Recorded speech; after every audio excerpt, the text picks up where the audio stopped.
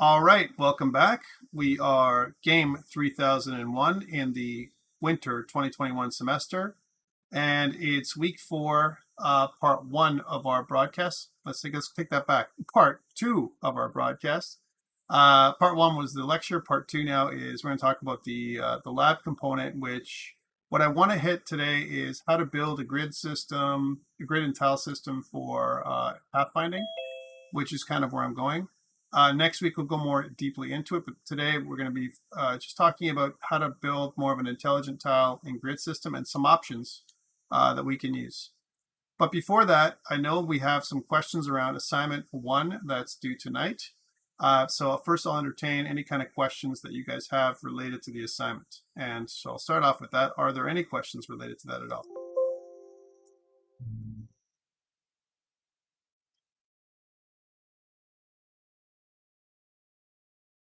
Okay, if you do, I'll stick around afterwards, specifically for assignment help. Again, I'll make myself available as long as I can today to try and help you guys out. I know some of the questions that people had were related to obstacle avoidance, and that was the big one.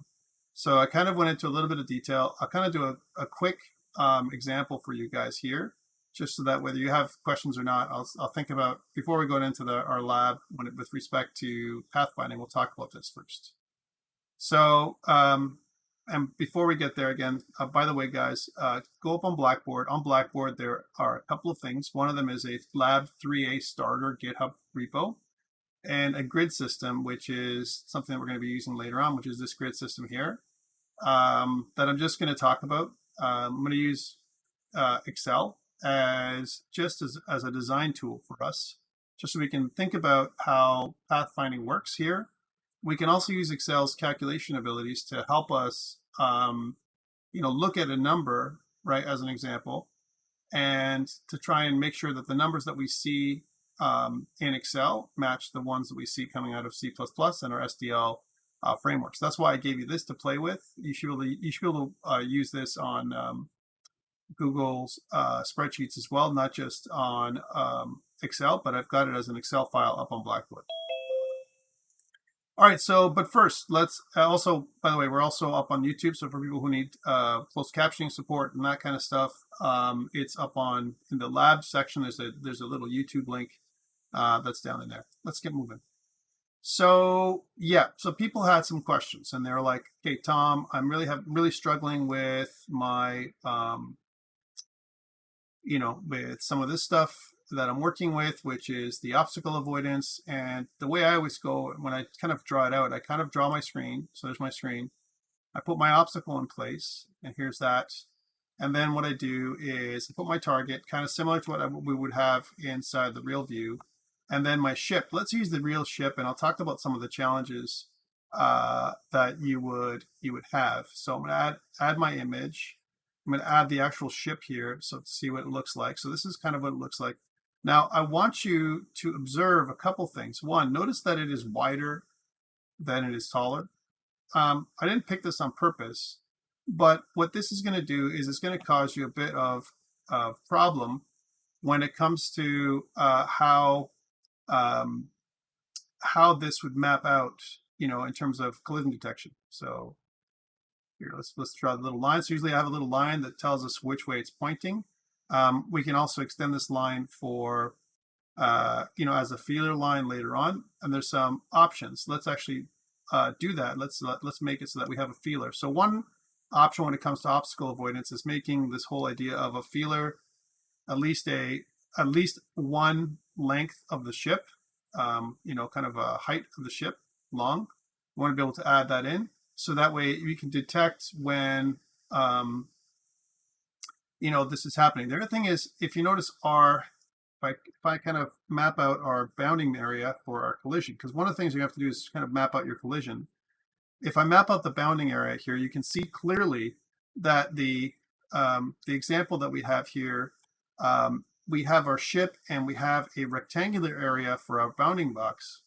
But one thing that's not happening is when we rotate the ship, so inside of Sdl, and this is by default, we have to do a little bit more calculations to make this happen.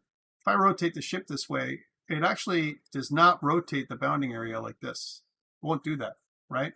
Actually, what happens is the bounding area stays the same, right? So keep that in mind when it comes to collision detection, because what happens is part of the ship that's being, that is, the bounding box that we're using, because we're rotating the area and we've made a bounding box that is this shape, then that is the shape that's going to be maintained even when we're over here and it's moving around. So that is a problem. There's different mathematical solutions to take care of this problem. One of them is to rotate the box as well, the bounding area, but we're not going to do that right now. The other option is to choose a different bounding shape, kind of something that's going to encapsulate this a little better. One thing to do would be to use a circle as opposed to a box. Now, the reason why a circle is easier from a bounding area perspective is that circle is always going to be the same shape no matter how you rotate it, right? So it's going to be based on radius, right? So that is far easier, especially from our perspective, because we're not really dealing with physics and collision detection, all that kind of stuff. That's not really the kind of the focus of this course. So basically what's happening is you're going to march along, you have your ship, and it's going to hit the obstacle. And then what you have to do is make some maneuvers happen. So one of the things that you're going to do is, and it's not rotating exactly where it's supposed to, but it's going to rotate, right? Because you're going to kind of rotate the ship so that it's not colliding anymore. And you're going to turn one way or the other. So this is what you're going to try and do. The problem with only using a single feeler like this is, just like we showed in the PowerPoint slides, if you come to this point, it looks like you're clear because the feeler in front of you is clear and you will just pass through it and you'll collide, right? So that's one way of doing it. But the other thing to do is add additional feelers. I'm just talking about strategies here. So the other strategy will be to, from the middle of the ship, create some kind of secondary and tertiary feeler on both sides. So I'm just using my eye here, right? So try and make it so it's as even as possible, and it's not even, but whatever.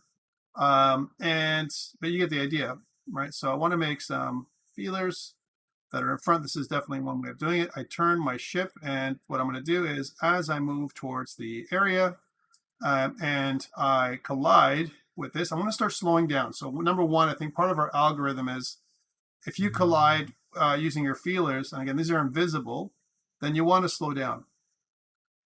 Tony's asking, is it okay with one line? It is, but then the problem is you're going to run into that issue in the corners. So you're going to turn, and then what you're going to do is you're going to move forward, and then you're going to turn, and you're going to move forward, and you're going to turn, and you're going to keep on turning and slow down until which time you're going to get to the point where you're rotated something like this, right? And maybe if you're lucky, you're going to pass by it, and then what's going to happen is you're going to go for a little bit of time. You're going to give it some time when you're not colliding anymore. That's what you want to do. And then you want to start turning back this way towards the, kind of the desired thing, which is you're going to be somewhere like here, and then you're going to pass by it. And then finally, you're going to get back to this position, and then you're going to head over here like this and kind of do that. That's one way of doing it, using 3 feelers. And the reason why is because of the corner problem, right? So imagine again, if you don't have the third one, then you're not colliding here if you didn't have that extra third one. But here with the third one, like the one on the right, you know that you're colliding with one of them. The thing with this, and I was going to point this out, is there's 3 different collision checks. A collision check from this line and this, from this line and this, and from this line and this. You have to do 3 different collision checks because there's 3 different rays that are being cast, right? So that's something that you need to do. So that's one way of doing it. The other way of doing it is, yes, you can have these, but a simpler way of doing this, maybe not as accurate, is some kind of radius. So let's say you have the radius, which is about the same length as the smaller feelers, right? And let's just erase some of these lines to make it easier to think. We've talked about this before, but again, I want to revisit these things so that way you're clear on how this works, because I know some of you have been asking questions. You're like, so how do I don't get how I can do that, Tom? Like, how is it that we can use some kind of thing like a sphere or a circle to Just going to erase this so I can show you movement here. There we go. So let's suppose that I have this now and I want to move it around. So we're gonna ignore this feeler, okay? Just imagine that we only have the circle. All right, so we only have the circle, and what we want to do is exactly the same thing. So you want to take this thing, and we're going to go towards the ship is going to kind of fly towards this the obstacle, and then as soon as it kind of connects with the this invisible radius, then it's going to start slowing down, right? And it's going to start slowing down, but turning at the same time. So what's going to happen is, okay, I'm colliding, and then I'm going to slow down. I'm not going to go as fast. I'm going to turn maybe one way or the other. It doesn't really matter. It's going to keep going. It's going to keep turning. It's going to keep going. It's going to still be colliding. It's going to keep going like this. And then what's going to happen is eventually, because you're slow, you're going to be able to move away, and then move away to the point where, you know, you're going to try and get out of the collision, right? So you're going to move away, like almost like a flea, and then you're going to be here, right? So that's kind of how you avoided it. And then what's going to happen is you're going to turn back, right? You're going to start turning back, and you're going to go this way, and you're going to turn back. And if you collide, if you're unlucky enough to collide here, you're going to turn the other way again, whatever way, you know, you're turning away from this thing just to get away from it. So it's not as accurate, but the thing, what it does is it allows you to, you know, kind of avoid contact, and you're going to speed up now because now you're not colliding anymore, and you're going to go back to this position, and again you're going to kind of rush to there and do that. So that's another way of doing it. So there's the second way is some kind of, you know, radius. Ethan says, so for the assignment, is it okay to hit the corners by only having one line? The answer is no.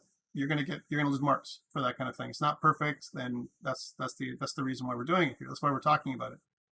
So it's not okay, right? Obstacle avoidance is like when you completely avoid the obstacle. So this is option number 2. So that's definitely an option. The other way to do it is not have this radius at all, or even these feeler lines, right?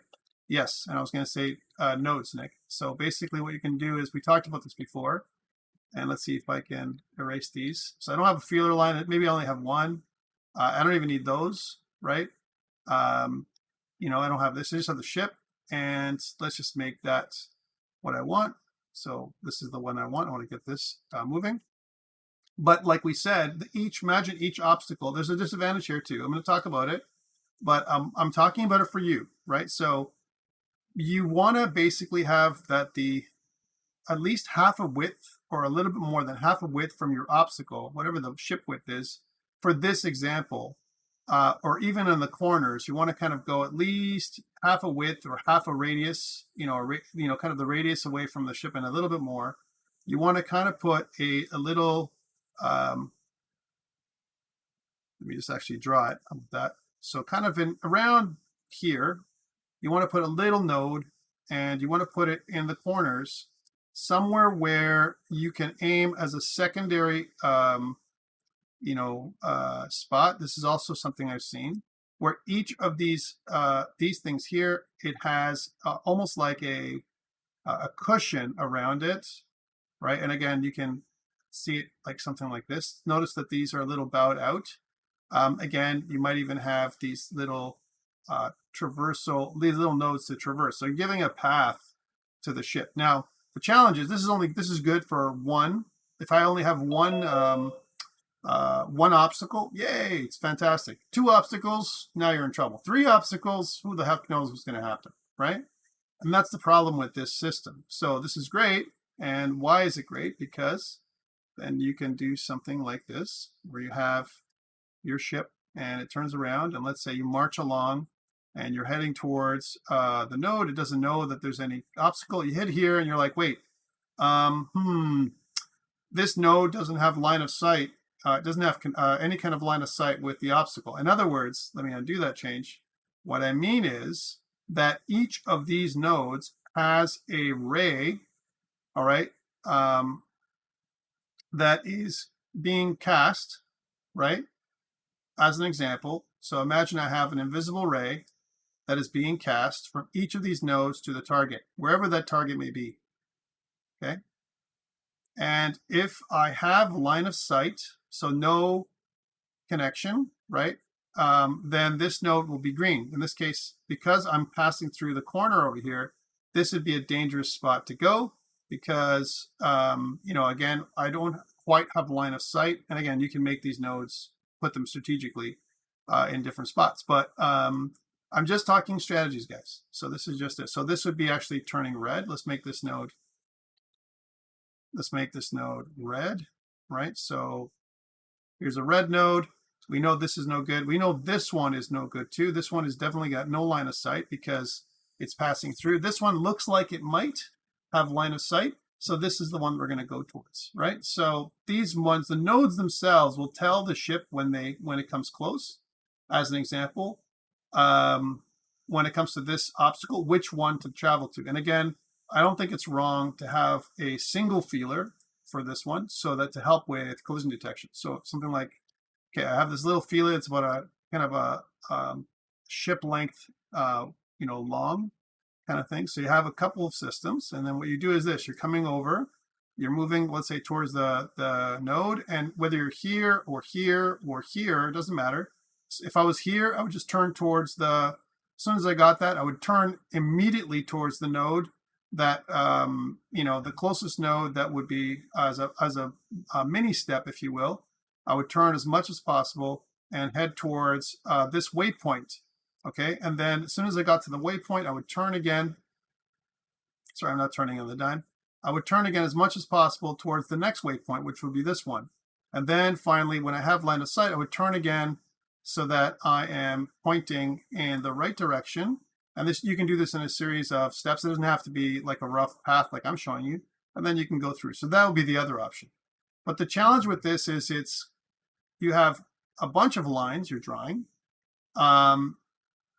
It's okay for one obstacle, but the challenge with it is if I have many, 20, 30, 40, 100, right, whatever, once it starts going down that road, you get a lot of ray casting happening. And each ray is checking to see if there's a collision with something, right? So that is a problem. And each node here that we're talking about it has to be intelligent. It's not wrong to do this necessarily. There's nothing really wrong with any of these strategies. But what you want is for the ship to be self-sufficient. I'll offer one more strategy that I saw a student do last time we did this course last year. So let's undo these changes. So here's the ship. And what they did was they actually took it one step further than this. So instead of doing it this way, what they had was they had two more feeler lines, just like before. So like these little whiskers. And again, I'm just showing you this. So there's one whisker and here's the other whisker. But at the end of the whiskers, what they did is they took it further and they had these little circles at the end of the whisker, like something like this. Okay. So why is this good? Because it gives a radius, you know, for this to happen, right? You can also draw your own custom, you know, custom cone or whatever, which would be like a little triangle. You could do that too. Or some kind of other mesh that you would be doing, a two-dimensional like object. It could even be something like, instead of a circle, you could use another type of primitive. Like from here, you could cast a box that's in front of the character as well. Something like looks like this. You know, it really doesn't matter how you do it, but the idea is that you have more than one. It's quite wide, and it's not going to be as narrow as the ship. All right, that's the idea behind it. So if I was to do something that looks like this, okay, here's my my little ship again. So I'm running over. Who cares about the node now? Oh, I connected, and now I rotate, which is here, and notice that I'm still connecting with my little circle, right? Which is a little bit more, I would say, from an algorithm. It's kind of an algorithm improvement if you can do it. Now, again, instead of doing line collision detection, you're doing circle line collision detection, which isn't terrible. It's not a bad thing. You're actually checking to see where in the circle that's happening, but then you can keep turning until you avoid the obstacle. Okay, that's the essence. Okay, so that's the way to do it. I'm pointing this out because these are the 3 or 4 methods that I've seen that work great for this kind of stuff. I've also seen things like when you place an obstacle inside of a screen, there's already something called a flow field that you put the obstacle inside of, and then what happens is the flow field realigns, and a flow field is a bunch of vectors that are invisible. So any object that gets placed in the scene, immediately the flow field changes, so it wraps around the object, and then that's more advanced, and then you go around. I've also seen grid systems. So as you approach the grid system itself, so if I was going to look at, let's say I drew the same thing on the grid system I gave you, right? So let's say, for example, this is the grid system that I gave you, and I want to draw my obstacle here. So let's say my obstacle starts here. Let's make it black. So let's suppose that it is black color and the obstacle looks kind of like it's this wide, and these are actual grid tiles, let's suppose. So these are impassable areas, places where the obstacle can't go. And let's say, for example, this is where your goal is, this is where your ship is as you're flying. Well, guess what? This definitely, these tiles here, all these tiles know, they're intelligent, and they know that there's a block tile right there. So they can slow your ship down. When you hit this, they know this is all blocked, right? So they're going to keep turning you until there's a tile on one side or the other where you know, your ship can go to, as an example, that isn't blocked, right? So if you're approaching this, they even have, I've seen things where you have different regions, right? As an example, where you hit this region, you know the next region is kind of next to a block. You're going to start turning early. You're going to start turning around here, right? So that way you can start moving towards kind of a node that's around the ship and go this way. So there's lots of ways to do it. It's really up to you how you imagine it. And this is why there's a bit of a challenge for you. This is the challenge. So don't despair if you don't got it. Remember, for assignment number 1, we've given you, I would say, a good 80 to 85% of everything you need to get going already with the stuff we've shown you, myself, and Alex, right? So don't panic if it's not perfect. Remember, part of the challenge is for you to try and learn how to use the framework. This is what this exercise is about. And so you can do more complex things, especially when you're in a team of 2. All right, so that's my little recommendations for assignment number 1, obstacle avoidance. I think of course, the challenge is in the details, which is in the coding of it. And we're going to get there in a few minutes. All right, what I want to do next is I want to download the starter and get going on our lab. Any other questions related to assignments 1, please? Again, just to remind you, assignment 1 due tonight at midnight. It's been moved to accommodate you guys, to give you a couple more days to do stuff. I know also there was a global game jam that happened on the weekend. Some of us participated in the global game jam, which may have also slowed you down and prevented you from doing some of your work that you wanted to do. All right, if you participated, and you know what, we should consider trying to participate in global game jams as much as possible. So Miguel, yeah, we were just doing a quick review on assignment 1. All right, so let's move on. Again, it's recorded, Miguel, so not a big deal. All right, so next part is I want to grab the starter code, which is Lab 3A starter from GitHub. So if you go to GitHub, you can see that there is a Lab 3A starter. So let's grab that. I'm going to download it too. So I'm going to download the starter code. And I'm going to make it so that that is the code that I'm going to use to make my lab just like you. So that way we're on the same page. I've just downloaded it here in off the screen here. I'm just going to open up my File Explorer on my desktop, where I go to, just a moment here, I go to my GAME3001. So these are the things I've got here. And I've got a mock lab 3A that I used to create this one. Just delete this lab, this part right here. I'm open. It's okay. I'll use this one anyway. So I'm going to, it's because of Visual Studio. Once Visual Studio sees something that's open, it locks it. It happens regularly. So I'll open up a previous version, and then it'll unlock it. as you'll see in a second. There we go. All right, let's try and delete it now. Hopefully it's unlocked the file. So lab3a, delete. And we're going to see if that is something that's permissible at this point. Of course not. A texture that is open. Oh yeah, because I have my little funny diagram that's here, and let me just close this one down too, and then we'll try again. Awesome. So now I'm just going to drag and drop that thing that I got from the internet. Here's my master, and I'm going to just do an unzip, which is going to take me into lab3a. I'm going to get rid of the zip file and rename this to lab3. So we know this is our lab for this week. I'll put this up on GitHub. So first, let's start this off. Let's start the template.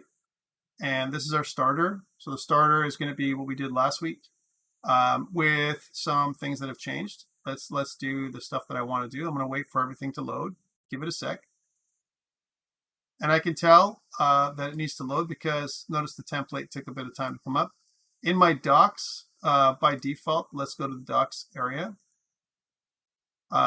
This has to be correct. It should say lab3. So this is all good.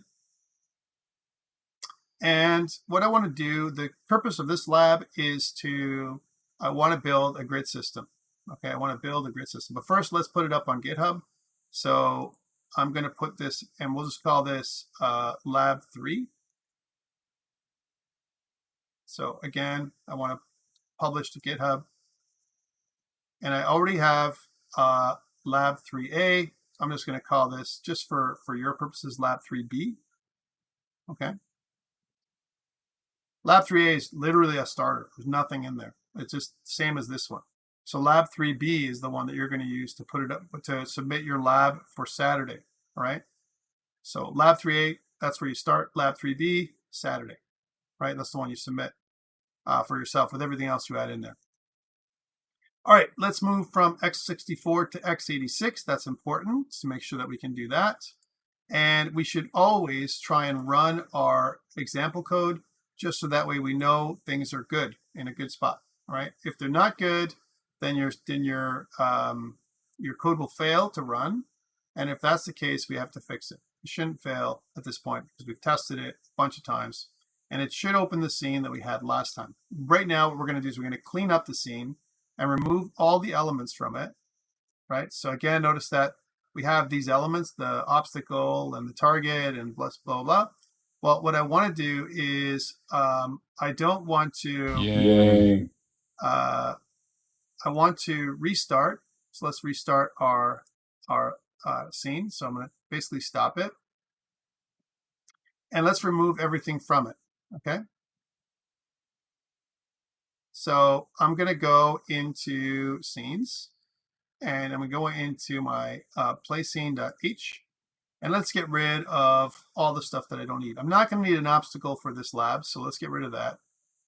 The target I'll keep, but I'm not going to include, and spaceship I'll get rid of that. All right, so let's get rid of these things. I'm also just going to take away some positioning here from this. And I'm going to go back into my playscene.cpp where I'm going to have a pile of errors that I'm going to clean up. All right. So again, I did AABB check. Some people had problems with doing a collision manager check. Remember that you're going to have to do more than one check. One check is from the spaceship to the obstacle. If I want to do more than one, I have to do more collision checks. And that's why, like I said, each time you do a collision check, it has to be between one object and the other object. You can't do everything in one collision type check. This is an AABB type collision for your assignment number 1. Remember that there are other types of collision checks you can do. For example, a circle AABB check. If I change my my collider type for my spaceship to a circle, which is probably what I recommend. There's also a line AABB check, which I can do with my raycasting. That's raycast. One thing I haven't done so I've got a line AABB, I've got a line, but there is no line circle. I haven't made that, or a circle line. Again, it's not that difficult. It's just another algorithm that does, checks that the line is intersecting with the circle. So there's other things you can do here, but those are the things that we have so far. All right, so Taking that away, I'm just going to clean up my scene so that there's no more errors. In my start method, I have my target. I'm just going to remove everything except for my play scene. So even though I have my target in there, and then in my I am GUI stuff that I have, this I am GUI information, it's pretty much, it's for my last scene that I did. So I don't need pretty much any of it. So let's get rid of it. I'll keep my reset button though. So here's my reset button, and here is my, I also have a start button. So the start and reset button I'll keep, but it's not going to do anything right now. But the rest I can get rid of. Everything. Just get rid of everything. Because we can put it back. All right, like it's not a big deal to put it back. So all I have is 2 buttons and a separator, and that's all I really have, right? So that there's no more errors. Let's rename the bit of the top of IMGUI. So it says GAME3001 Lab 3. Okay, that's where the bit is going to be, right? And now what I should do is if I run this thing, then you should see that I'm going to have an empty scene, and IMGUI is still going to work, right? It's just that it's got nothing in there, all right? Something that looks like this. So there's nothing really here. Okay, let's put this up on GitHub, and this is where I want you to start. So I just removed everything. I want to show you how that's done. And so the start scene is pretty much empty. There's nothing rendering. I've got my UI function, again, which does this stuff. And again, what I want to do is I want to re-render all the other stuff that's happening here. So let's move on to the next piece. Let's put this up on GitHub. So again, I'm going to go to Home. I'm going to go to Changes, and I'm going to see that I've removed a pile of stuff. I'm going to say that cleaned play scene, which is what I did. Commit all. Okay, I'm going to go Home. I'm going to go sync and push, and that should push everything up to GitHub for us to have a clean start.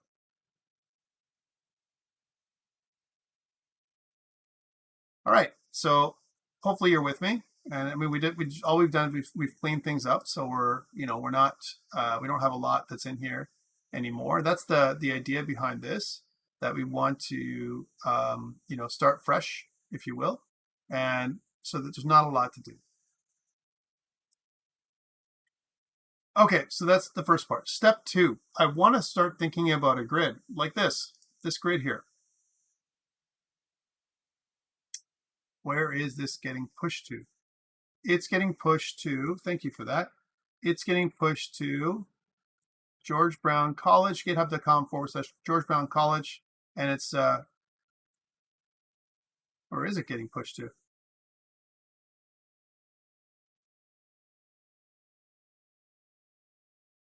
Not here, obviously. Let's go back and fix this problem. Hold on a second. That is weird. Maybe I pushed the wrong spot. One thing that you could always do is I can always correct anything by hand. Just push right for you. Okay. Just refresh. Should go to lab 3A is where it should go, or 3, not 3A, but 3. Or here it is, 3B. Week 3B, and this is lab 3A. That was 4 hours ago. Yeah, so I'm not sure how it's good for you. It shouldn't be good for anybody. I can fix this though. Thank you for that. So one of the things that we have when I go to Home and I go to one thing we don't have here in up online is some of these things, right? So if I go to sync, right, and I want to know where it's going. So if I hover over this, it tells me what the link is. And here's my master branch, right? Here's my master branch. So it kind of shows what my origin remote is for master. So it's called master. And it should be going to GAME3001 Winter 2021 Lab 3, but somehow it's not coming out. Not sure why. Maybe it's because it's pushing to the same spot as I already have, because I already have a Lab 3. And that's an issue. So let me just correct this, and I need to use command line for that, unfortunately. So the way to do it, the way to correct it is if you're going to use command line, and sometimes we need to, guys. I'm so sorry. I like to use a tool and everything else, but yes, that's what I was thinking. It might be going to my own repo. It could be doing a lot of stuff. I'll fix it though. So I can pull up the command prompts, and what I can do is I can go and navigate to where I need to go. So again, you don't have to do this. This is for me to fix, not for you to fix. This is just I might have pushed it to the wrong spot. It's not a big deal for me, because what I'm going to do is just offline here, and I'm going to my desktop. One sec, and I'll show you something. It was pushed right for you though. Maybe, I don't know, Ethan, I'm not sure how that was pushed right for you. But let's go to CD space, and that CD means change directory, and I can look at my lab 3.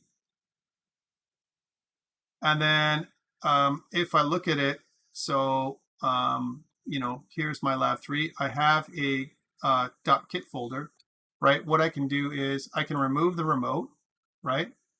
So I can issue a command like this: git remote remove origin, which removes my origin remote, so it's not connected anymore to that spot anymore. And if I go back to Visual Studio, and if I go to, once I've done that command, and if I go to home and if I go to sync, it's going to say, don't know what you're talking about. There's no place to sync it to. I'm not going to lose my commits, but if I go publish to GitHub, let's choose George Brown again, lab 3, and we're going to say lab 3B is where this is going to go, not lab 3A. Not sure why it went there last time. And I'm going to click publish. Let's try this one more time. And that should take care of everything. Let's see if that works. It'll take a second to compute, right? So if I go back up to here, and if I refresh, we should see lab 3B now. There it is. All right, and if I copy it, don't know what I did last time. If I copy it and go to here, then I will show it here in a web link. Thank you for that. So this is lab 3 GitHub repo, right? So you can see what this looks like. So there's a starter, and then there's a GitHub repo for the final. This is the final version. Okay, so we can see what that looks like. Okay, both those two things. So now let's continue. So again, we have everything that is, you know, that's empty. And what I want to do is I want to think about this grid. So this grid here is what I want to implement. One thing to note is that on my files, I have a you know, a tile that I've included for you guys, right? So if you go to Solution, and if I open the file in File Explorer, and if I go to Assets, and if I go to Textures, there is this tile, and this tile is, if you hover over, is a 40 by 40 pixel tile, and it literally is a PNG that has a border around it like so. And yes, this is nice. And why 40 by 40? Because, and this is why I have 20 tiles here by 15 tiles, starting at 0 base counting. Why? Because my screen by now is, so the width of my screen is 800 pixels, right? So let's put that in there. These are the values we have. The height of my screen is 600 pixels. So this is the way I've done it. And if I take a value, let's say the tile, let's say my tile is 40 pixels by 40 pixels square, then the total number of tiles on the width is equal to the size of my screen divided by the number of tiles, which gives me 20 tiles. Okay, so that's kind of where I got those numbers from. 40 by 40 pixel tile, this is why I have 0 to 19, right? And I'd be the same thing here if I just pull this down. And let's say if we look at the right, let's try that again. If I look at the right, you know, thing there, you can see that for 600 height, it's 15 tiles. So it's 15 tiles high by 20 tiles wide. Okay. Now, if you had a different ratio, and let's suppose, for example, I had a screen that's 1024 by 768. Well, then we would have an issue. And let me show you what I'm talking about here. Well, I'm going to just increase the points here so you can see. what I'm talking about, it wouldn't be exactly a full tile, eh? 25.6 of a tile, 19.2 of a tile. And if I use 40 tiles that are 40 by 40. So 40 by 40 tiles don't work for 1024 by 768. A more common tile size is 32. 32 works out to be 32 width, or 32 tiles wide, so a bit longer than this, more granular, and 24 tiles high. You can even go as low as 16, which I've seen before, where you'll have 64 tiles wide on the screen and 48 tiles high. And if you were doing some kind of grid or map where you had some kind of assets that were showing on the front, grass, mountains, something outdoor, or even indoor like a maze or some kind of indoor map, then maybe you'd want to go with something like 32 by 32 tiles. And there's a great program that I like to use for tiles, which is called Tiled. So if you go to Tiled, Tiled is the tiled map editor. You guys should have already seen this one. I think we've talked about it before in your fundamentals, maybe.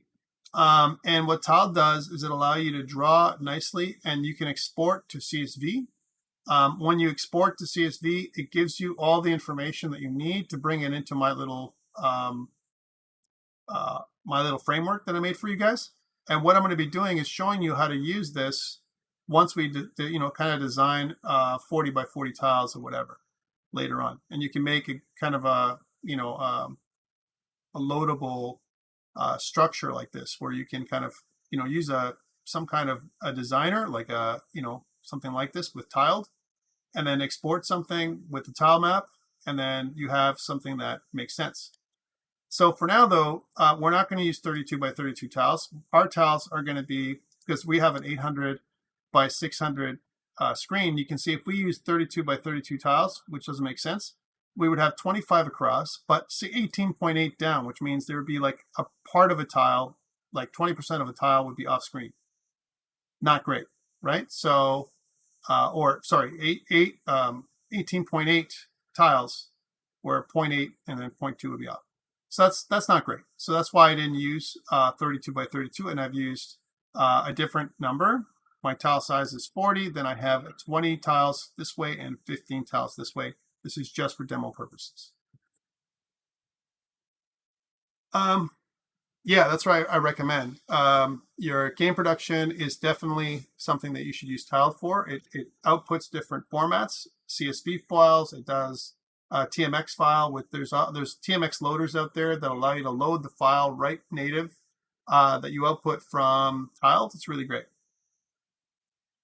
All right, so that's what I want to set up, and I want to set up these tiles that are here. So let's use some kind of tiles. So I'm going to make these tiles bordered like this. And what I want to do is I want to turn on a debug view. So let's think about what the debug view is going to look like, right, for the border. And let's go there. So if I go to Format Cells, right, then what I want to do is for the border, right, this color that I'm going to use, let's use a green color, right, for the border. And let's try that again. So Format Cells, let's go to border. Instead of automatic, we're going to go to this green color, and then let's add a green color all the way around. So something like that looks like this. And you can see that's where the first tile is going to go, the top left corner of the screen. And it's going to be like this 40 by 40 tile, right? So if I grab this tile and kind of duplicate it, you're going to see, the tile map that's going to kind of grow to look something like this, like across the screen, okay? It's going to fill in the entire screen. And I want to be able to show and hide the tile map with some kind of checkbox, almost like debug view, and then I want to show the regular stuff that I see on the screen. So if I press a checkbox on I am GUI, it's going to show everything, and then it's going to, actually a parser for Excel works really great too, but you can kind of draw it out here and then input it. So that's what I want to do. I want to have this some kind of tile that we're going to kind of put on the left and then do it. There's two ways to do this. One way is to use the tile that I have. The other way is to draw it here in Visual Studio Code. So what I want to do is make a tile class first. Let's just close these off for now to give myself some room.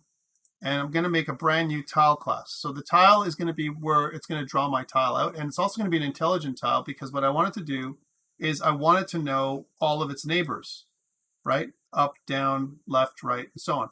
Okay. So it's not going to just be a regular something to draw like a simple asset. It's going to actually have, it's going to be a display object that allows me to do a lot of control with it, okay, to help us mapping.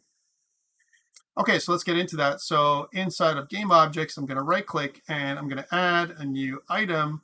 And again, just like last time, I want to retarget from template. Let's not look at template. You can actually go in here and change the target to SRC. You can type it in if you want, like this, or browse to the SRC folder. Either way, that's the folder that you want to go, SRC, not template. Template is wrong, right? I want to start off my .h. I'm going to call this tile.h. Tile.h. By the way, if I was going to make a node, it'd be node.h, tile.h. Let's add that in. And I want to do the same thing with a .cpp, because we're going to add some additional code. So new item, and we're going to go to the .cpp. It's still pointing in the right spot, the SRC folder, and I'm just going to change this to tile.cpp.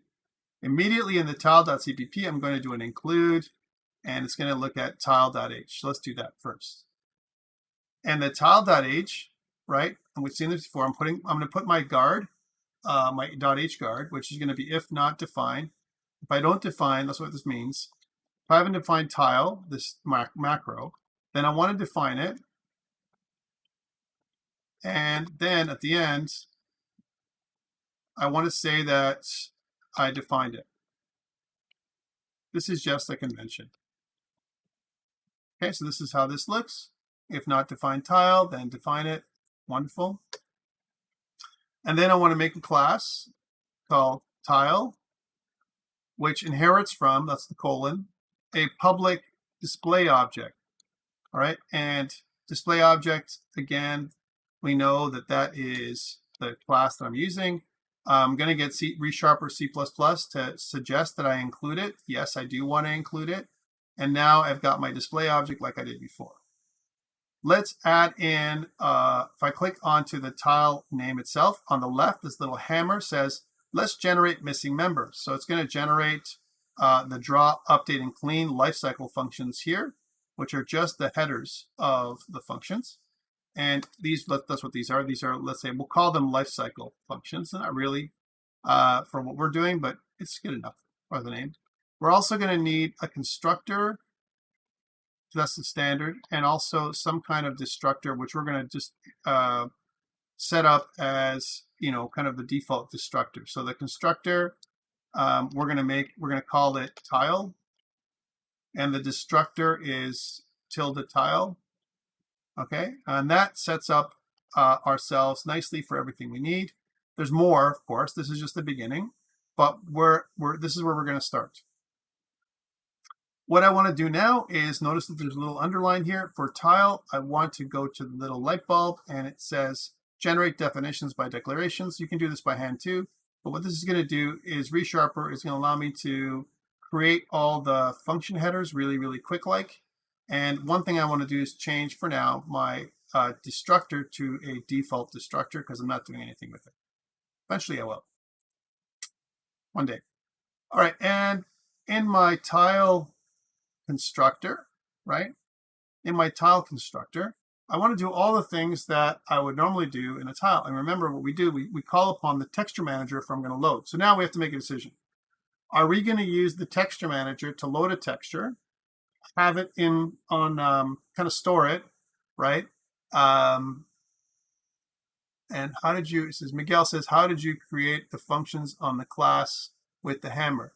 It's part of ReSharper. Yeah, so ReSharper C++, if you guys haven't got it, again, I recommended it, but you can also do this by hand. It's not a problem.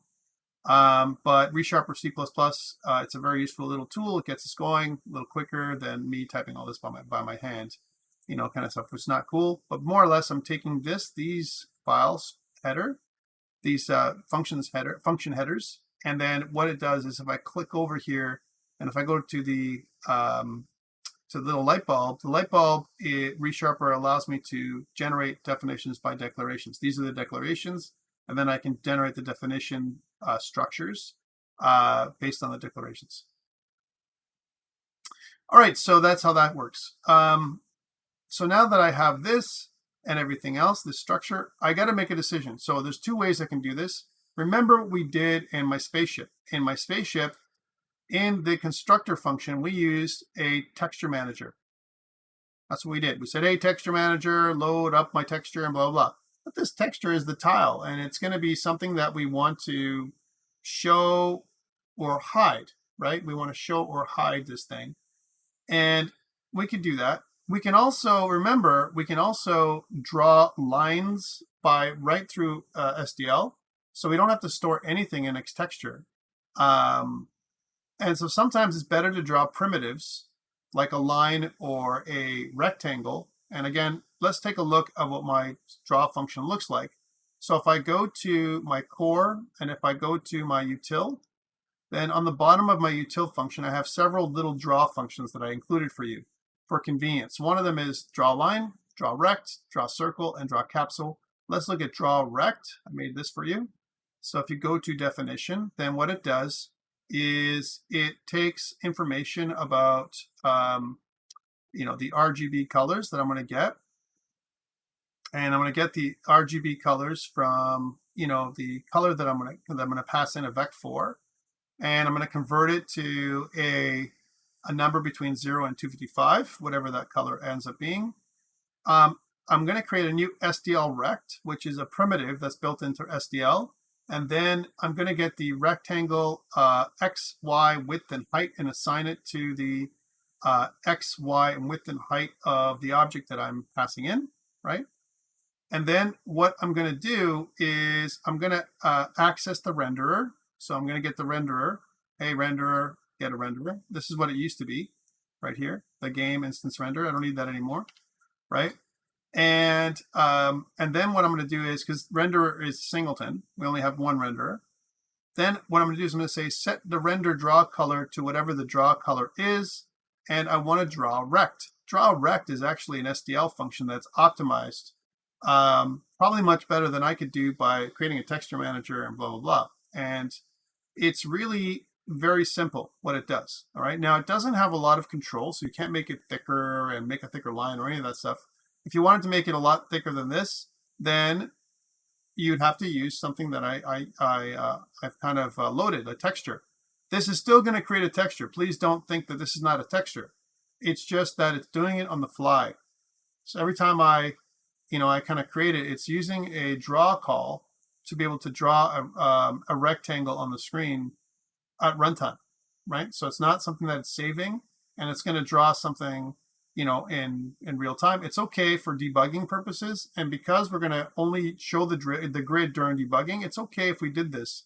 However, I would probably be, I'm not going to say afraid, but I probably would avoid using draw rect to draw basic objects like, for games. I would probably just use this for debugging purposes. But so it's okay if we did this for our tile, because drawing our tile, rendering our tile, it should be just debugging. We don't want to draw our tile all the time. So let's go back to our tile.cpp. So here, normally what we would do is we would have that. One thing we do need to do is we don't have to set up things like velocity or is colliding or any of that stuff. We don't need any of those things here like normal. So we can leave our constructor, for the most part, alone. So Miguel's saying, why is it going to use too much memory? Are you talking about the texture? Texture is very small. Like the texture is, if we were going to use the texture, then it's really small. But I'm saying I don't have to use it if I don't want to. I can just use the tile function, the draw function that I already have for a rectangle, right? My challenge is when I draw the rectangle, I need to define a width and height. So this is something I need to do regardless. I know what I want. I want a tile size that's 40. So I can say that set width. This is one thing I need to do. So the new width, which is, I have a config, something in the config file, config.h that I use. I'll show you this in a second. And my config has something called a tile size. Here's my tile size. And I want to set the width and the height of my object so that it is at least tile size, width, and height, whatever that tile size ends up being. And if you want to see what my config file looks like, it looks like this, where I have my screen width and height, my row numbers, my tile size, you know, all this kind of stuff pre-calculated for us, as well as some additional custom deleters for my shared pointers for things like my destroy window, destroy render, destroy texture, free surfaces, and all this kind of stuff that I put together for you so that you can have shared pointers for your texture manager and for other things that we have. All right, so that is this. Let's move on. So knowing that, then, if I'm going to use the util function for drawing, then in my tile.cpp, this is the only thing I need to do. I'm not going to do collisions with my tiles. I'm not going to move my tiles around. They're not going to have velocity or acceleration or anything like that, but they are going to draw. They might update, right, in terms of what they show, right? So it is still a display object in my books, right? So what about the draw function? So in the draw function, I can say, hey, util, let's draw, let's include that as a function, util, let's draw a rect, right? Let's draw a rect. And the rectangle that I'm going to draw is at position, whatever the position is going to be, as an example. And right now, it's going to be a GLM. Let's just use the position. This is every frame that's going to be called. So we got to be careful here. So I'm going to say that, hey, I want to get transform, and then I want to get my position dot x and get transform dot position dot y. In my height and width, right? And by the way, you can probably use the draw rect actually takes position. There we go. Position. Width is get width. Height is get height. Right? Width and height. And then the color by default is green. You can change the color later. So let's see if this is enough. This is just going to draw a rectangle for my tile. Right? So I don't have to load anything. I don't have to store anything in Texture Manager. It's just going to draw things real time, right? And let's see if that's a better or worse performance hit, if you will. Okay, so this is what's going to happen. Now I'm going to have 25 tiles or 20 tiles by 15 tiles.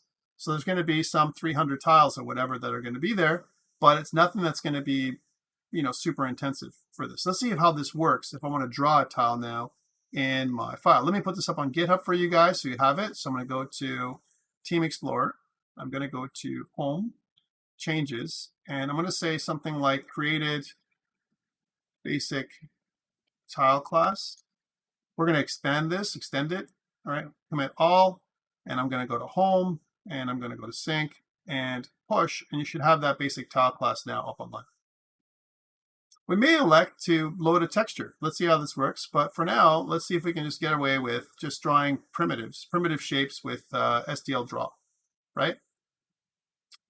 Okay, cool. Let's test the tile. So I'm going to go into my, I'm going to close this off. And I'm going to go into my Solution Explorer into the scene. So let's go into my scenes. I'm going to go into my placeScene.h and my placeScene.cpp. And what I want to do in my placeScene.h is I want to include a tile, right? So let's, near where it says target, I'm going to make a new area here. Let's just comment it, and I'll say something like pathfinding methods, or we'll say functions and objects. So we know this is the pathfinding section. And in here, we're going to say something like, okay, I want a tile pointer, which is going to be, sure, we'll include it, resharper, no problem. We want a tile pointer that points to a new tile. We're just going to make temporarily, which is going to be called m_p tile. Okay, and I want to show this tile on the screen. Let's just do the regular things we normally do, which is I'm going to go to my my placeScene.cpp, and I'm going to go down to my start method. So here's my start method, and in here I'm going to say the same thing we normally do, which is m_p tile is equal to a new tile. I'm going to add the tile to the screen in the middle, so I'm going to configure it first, so p tile, and I'm going to say that get transform, and then dot position, right, is going to be a new GLM vec2 object where I'm going to put it in the middle of the screen. So middle of the screen is, again, 400 by 300.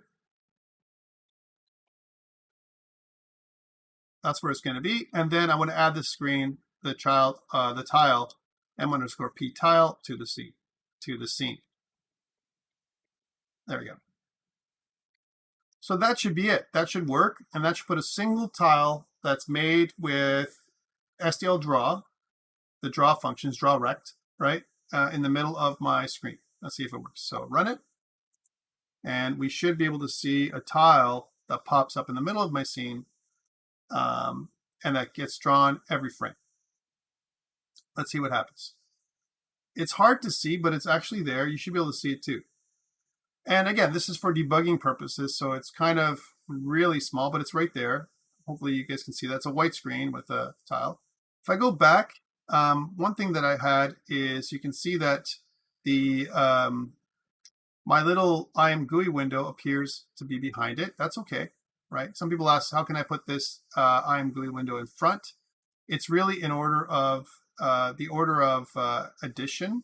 I've added my GUI function to draw before, you know, kind of everything else. There it is right here.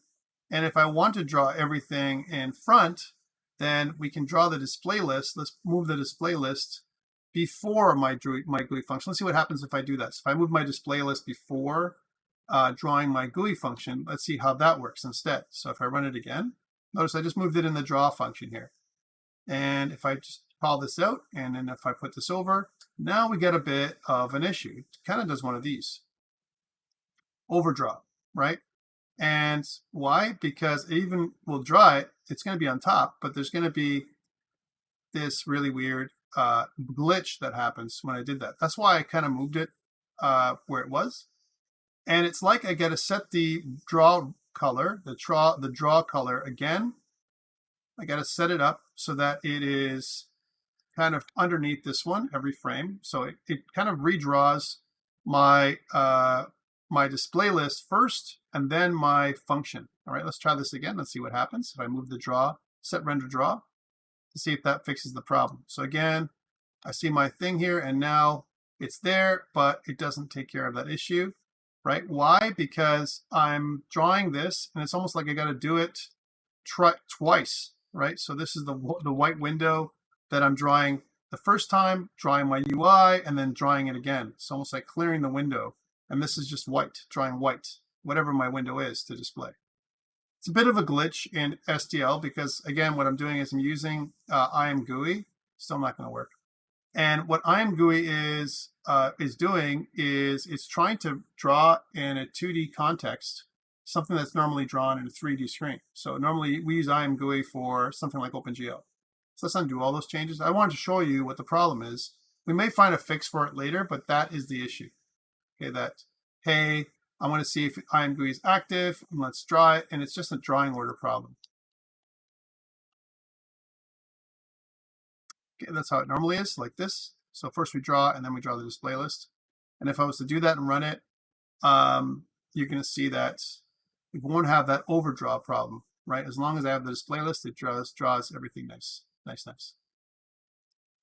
All right, so we're able to see our tile, and it appears kind of in the middle of our screen. So this is at approximately, and it's not quite right because it's kind of half in and half out of a grid, right? It's drawing literally in the middle of the screen. So it's not, remember in the screen, because we have 19 or 20 tiles, there is between 9 and 10.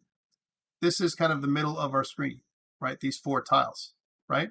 But it's drawing right in there in the middle. And that shouldn't be allowed. It should only be allowed to draw in on the actual grid itself. Speaking of grids, we need to make a grid, a vector of tiles. That's what we're going to do next. Let's go back and do that. So I'm going to go to playscene.h. So instead of drawing this individual tile, which we did here in our start scene, let's just get rid of it. We don't want an individual tile. Instead, what I want to do is I want to make a grid of tiles. So how does that look? I'm still going to have the tile.h included here, but we're going to use a standard vector. Now, there's a lot of ways to do the grid. Some people may elect to do a multi-dimensional array, right? 2-dimensional array. I think that's a little cumbersome in some ways. So I'd like to use a standard vector. It looks like this. So standard vector of type tile pointer. And we're going to call this m_p grid. Okay, remember what this is. Our grid is now empty. It's an empty vector of tile pointer types, right? And what we need to do is initialize this with some kind of tiles. We have to load this with a bunch of tiles. So for now, what I want to do is let's make a function to do that. We'll make it a private function. So m, we'll say that it's void. It's going to return void. And it's going to be m_, so member function called build grid. Okay, a member function called build grid. And let's make that function come alive by, we want to generate the implementation, right? This one. So build grid hangs down at the bottom of our files. This is how it goes. And for build grid, I want to think about what I want to do. I want to lay out the grid, kind of saying, no, there's just a 1D vector, all right? So the way it would look is like this. I'm going to use 2 for loops. Typically, that's how we do it. So here's for I. And what we would do is we call this, I want to go row and then column. So row first, and it's going to be config row number, row, I hate when it does that, row number, you got to select it. And then for I, 2 variables, and then this will be column. And we're going to say config, and then it's going to be, if I can actually spell properly, config, and then column number, this one, all right? So row, column. So what's going to happen is it's going to march along like so. It's going to start here. So this is row 0, and then it's going to be going to column 1, 2, 3, 4. It's going to march this way along every single time we do stuff. Okay, so every time I place a new tile, it's going to just march along. Okay? It's going to be issues. We're going to have issues. Let's see how this works, right? So now what I want to do is I want to place the new tile. So first, let's make a tile pointer, which we're going to call tile. And that's going to be equal to a new tile. So we're allocating some memory. So we're setting aside memory for a new tile. Create empty tile. That's what it does. This is an empty unconfigured tile. Right now, the configuration for the tile is very simple because we've made it so it's a dumb tile. All right. And then what we're going to do is we're going to position that tile or configure it, if you will, with other stuff. But for now, all I want to do is push it back onto the vector. So for now, we're going to say tile dot, we're going to add child, first of all, add child, the tile to the scene. So whenever we do add child, it becomes added to the display list. And then after we add the tile to the scene, we want to add a reference of it to the grid. So we're going to say m_p grid. And we want to say that the grid, it's going to be, we're going to add that tile in. But the problem with, sorry, let's try that again. Dot pushback tile, I'll be okay. So this is what we want to do, but the one thing we want to do before we add child and after we declare it is position it. All right, so where is this tile going to be? So tile, again, and we want to say, because it's a display object, get transform dot position, and we want to say it's a new GLM vec2 position. Where are we going to place this? It's going to be based on row and column. Row and column. So we're going to say row and column, but really it should be column on the x-axis and row on the y-axis. So column, row, x and y, right? And column is going to be 0. This doesn't make any sense. We want to make it multiplied by the tile size. So let's put just a reference, a little, macro equivalent, a little alias for our config. So we're going to say that, auto tile size, right, is equal to config tile size, just so that way I don't have to put config tile size every time, because this is much longer, let's say, than this.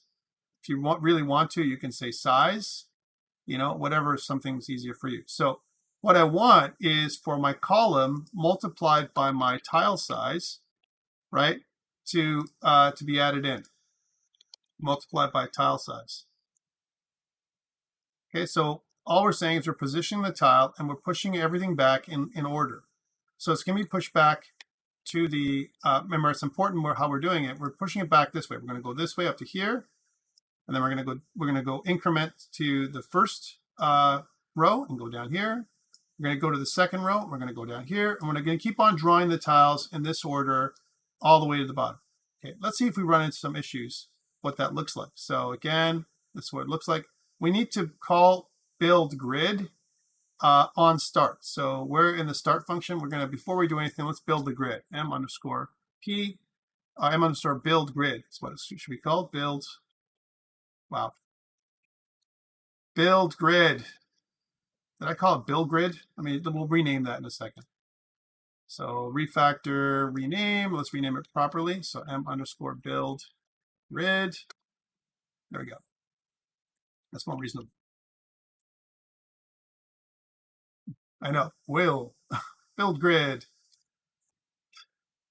All right, so this is the build grid function. Let's see what happens if we run it. So running it locally, let's run it, and we should see our scene come alive with the grid that comes up. And we should see it everywhere like this. And nice, right? It's nice. It prints out. If I bring up my debug window, it comes behind the grid, right? And now what happens if I want to realign this IMGUI window so it's in the front, because this is kind of annoying. So can we make it so that it becomes, I know it's in jail. It's bad, right? So let's go back up to that function up here and let's move it. So we want to say that, okay, let's move this up here now. Remember, we had that issue with that weird overdraw. Does it still have that overdraw when we have the grid there? And let's see what happens, right? So yeah, we have that overdraw, right? But I probably can deal with this thing, no problem, right? More than I can deal with this thing being in jail. So a couple ways to do this is you can lock IMGUI somewhere on the screen where you can bring it up instead of moving it around, so you won't see this problem. It'll hide the issue. And the way to do that is in IMGUI, you can elect to where it says begin IMGUI window flags, always auto resize, IMGUI window flags menu bar. You can also say something like IMGUI window flags. You can say something like you want to not move it. You want to make sure that so it has no background, no brink to front on focus, no collapse. There's a bunch of different flags here that you can put here. One of them is no move, right? And you can add as many of these flags in IMGUI as you want. Again, it's a bit of a bug. We'll fix it later, Alex and I. But for now, what it does is if you put it here, it doesn't move. It doesn't allow you to move this window. It's kind of on the top right corner, and you can hide it and go back, and it's not going to be obtrusive, all right? But I'm just showing you this. You can also change the transparency if you want to see beyond it. But really, what we want to be able to do is check a button right now and turn on and off the grid if I want to. Right now, the grid is on by default. Let's turn it off by default. So I know, free IMGUI, awesome, Ethan. I love it. So what we want to do is in our tile, when we set up our grid, when we build up our grid, which is way down here, I want to disable the tile. So I want to say that tile, right? And I want to set enabled to false. So I want to set the enabled means it's going to, if you guys should go to see what that is, what it does is it changes the enabled state to false for the game object. And this is in my game object. If the game object is disabled, it will stop to draw it. It won't draw it. So then if I run it again, as an example, and if it's disabled, you won't see the grid by default. I want to be able to turn it on with a checkbox in IMGUI. Let's do that. So I'm going to go back to my placing.tpp. And inside IMGUI, this IMGUI area where I have start and reset, let's make a little checkbox to turn, and maybe we'll put a separator there. So I'll put a separator up here before start. And if you want to, these two buttons happen on the same line, but before those two buttons, I want to put some kind of checkbox. Okay, I want a checkbox that comes in. So I can say if, and by the way, let's do a couple things. First of all, let's set up an auto or some kind of static Boolean, which we're going to call the, is grid enabled. Is grid enabled. We're going to set this to false by default, right? And then we're going to say if I am GUI, I'm going to pull up, hey, I am GUI, I want a checkbox. All right, here's my checkbox. And we want to pass in a label to the checkbox that says, grid enabled, right? That's the little label, comma.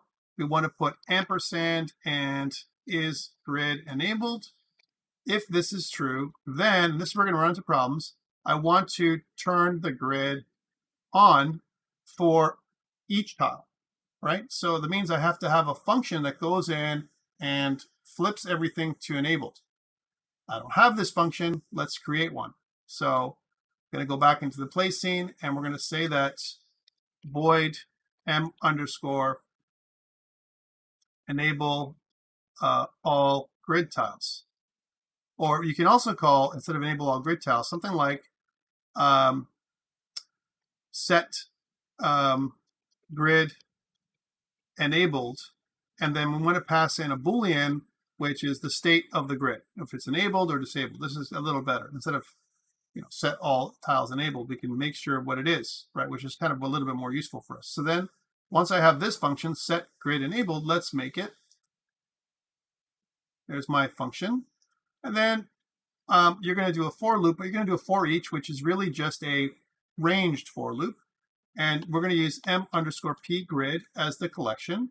And the type is auto, and the element is going to be a tile. So the way you read this is, for every tile in the grid, then I want to say set enabled to true, to whatever the state is.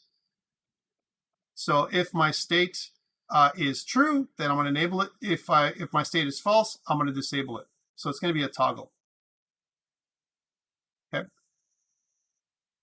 And that's what this function does. It kind of toggles on and off what it's going to be. All right, but we're going to have an issue, because if I use this set grid enabled function with my checkbox, it is a class function. And notice that the placing GUI function is const. This is going to prevent me from making any changes to any kind of class methods or making modifications to class methods or variables, right? So I need to go here, and I'll show you what it looks like. M underscore set grid enabled, and if I put in the is grid enabled Boolean, I'm going to get an error. I'm going to get enabled, right? It's going to say something like, cannot convert this argument type placing const to type placing function is missing function is missing const qualifier. So a couple ways to fix this, right? In my placing, I could set this function to const, right? So I could try and do this, right? And then what I'd have to do, that goes away, right? But this has to be const, right? That is going to be the same. Notice that I have to make this const in order for me to do that. Otherwise, because this is const, it wouldn't allow me to do the changes in any other way. We could also take const away. That's another thing. So I can make the GUI function not const, right? So then I can modify stuff with the things that's happening. All this is a check, right? An additional guard, if you will, to make sure that we know what we're doing here when we're modifying our code with our placing GUI function. Let's run it and see what happens. So again, what I'd like to see is when I bring up I am GUI, right, as an example, I should be able to check on and off the grid. So I am GUI, there's this little checkbox. I can turn on and off the grid, but oh man, I can turn it on, but I can't seem to turn it off. So why is that? So let's get back to that. So is grid enabled, right? Let's go back to this one. Did I make a mistake? So it turns off for you. Yay! It doesn't turn off for me, right? Doesn't turn off for me at all, actually. So it calls the grid enabled function. It loops through each of the objects in the grid, and then it changes the enabled state to true or false, whatever it's going to be. When it's true, it will redraw everything. That is what it's supposed to do. Is grid enabled. And then I set it to false, whatever, maybe somehow it doesn't get updated. Let's do a couple of additional checks. Let's just save this and try it one more time. I don't think it has anything to do with what I've done. If it turns off for you, it should turn off for most of you if I do it. But the idea is you should be able to turn off and check on and off the grid. These buttons don't work, but this should be disabled. Okay, that's what this should do, disable. So it doesn't work, right? But at least it turns it on the first time. Turns it on, no problem. Turns grid on, and we should really say toggles grid. Toggle grid on off, right? That's what this should do. Let's take away the const from here. Let's show you what this does. So if I take const away from here and const away from here and modify, if I go back to my play scene and take away const away from here and I take const away from my GUI function, so let's say no more GUI function, that's const, to show you the difference. And if I run it, it should still run. But I found more success when I did it this way the last time. And we'll check to see what the state of the function is in a second. So again, turn it on. We should be able to turn it off. Mine doesn't turn off for some reason. I can turn it on, but turning it off, we have to troubleshoot why that is, right? That's yours. Well, yours. Does anyone? Mine turns on when IMGUI starts for some reason. Okay, that shouldn't be the case. So let's troubleshoot a little bit, right? Yours turns on, but on off. Same with me. All right, so let's find out what's going on, how this works, right? So remember, what we have is in the placing.cpp, we have this state method, a state variable. All right, and we also have this static bool that is enabled, right? It's passing in this value here, and once it's set, and it doesn't get unset somehow. So somehow, every time I checked it, the grid is working slightly differently. Let's take a look at some examples of IMGUI to help us. So IMGUI, I'm going to go to my IMGUI demo.cpp. This is a very valuable place to look. And then let's take a look at checkbox. So checkbox. And this is an example of how they use a checkbox. They have a static bool check, which they enable to true. And then you can check the box on and off. When this is checked, then it allows you to check. Let's see if there's another checkbox somewhere, or if there's just one. So there's checkbox flags. Let's go back. So again, we want to see, here's an example of a checkbox. If my checkbox, my name, and my my document is open, then if my document is open, then force closed. So this is what it does. Okay, so kind of very similar to what we've seen before in the past.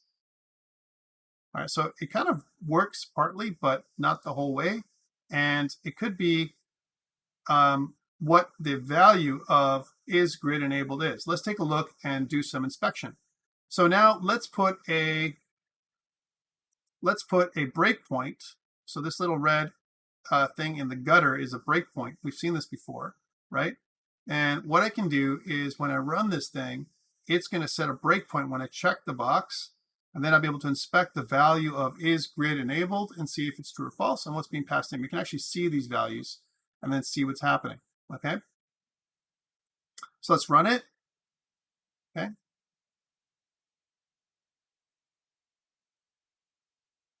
And there we go. Press this on, and when I click this, all of a sudden it takes us right here. We can see that is grid enabled is equal to true. It actually tells us the value. We can start inspecting different piece parts to all this stuff. All these things are available to us now. Let us continue, right, until we get back to this. Okay, now let's click it again. And now we're back, and it says false. So sure enough, when it comes to is grid enabled, we're sending false to set grid enabled.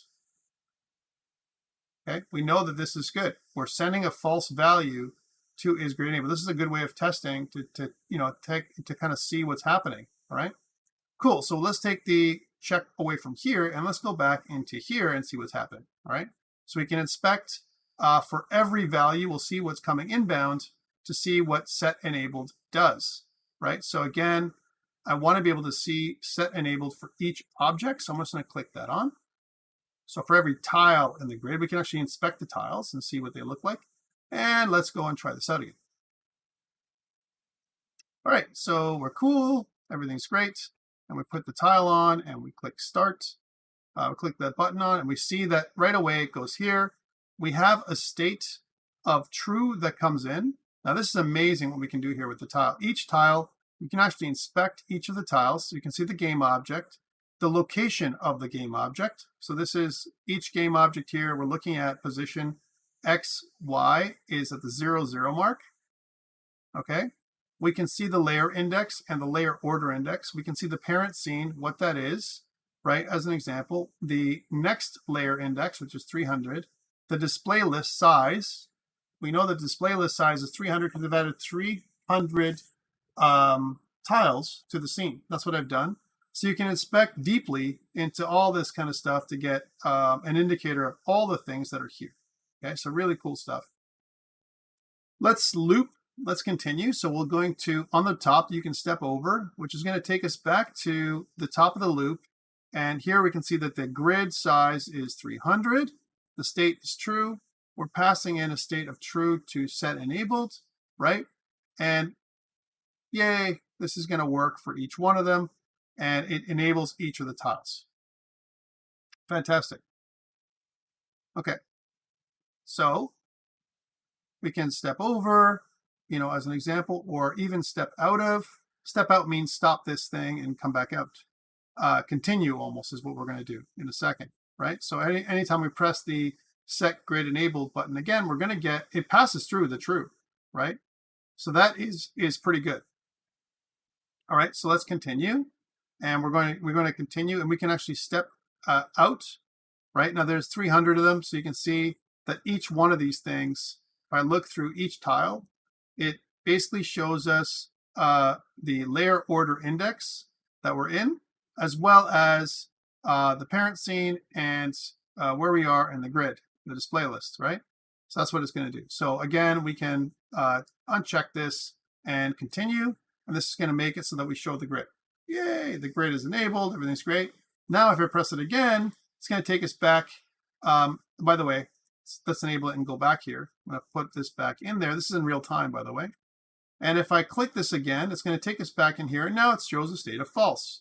So we've clicked it, it's showing a state of false, and it's going through and setting each one of these things to false, right?